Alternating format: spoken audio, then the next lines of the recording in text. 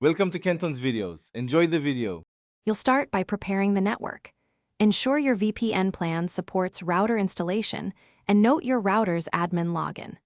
Once done, find your Ps5 MAC address under Settings System Console information.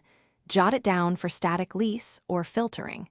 Make sure a PC or phone is available if you choose to share VPN via hotspot instead. Now log into your router's admin page. This is the first actionable step where you'll input VPN credentials or upload a config file, so stay ready. You'll now perform the core setup. If installing on the router, upload the providers. Often profile, enter username/password, and set the desired DNS to the VPN's DNS. This routes all traffic. Conversely, if using a Windows PC, connect the VPN, open network connections, bridge the VPN adapter with the Ethernet or enable mobile hotspot, and share the VPN connection. Make sure to test connectivity. Also set a static IP or DHCP reservation for the Ps5 to keep NAT consistent. This prevents youth issues later.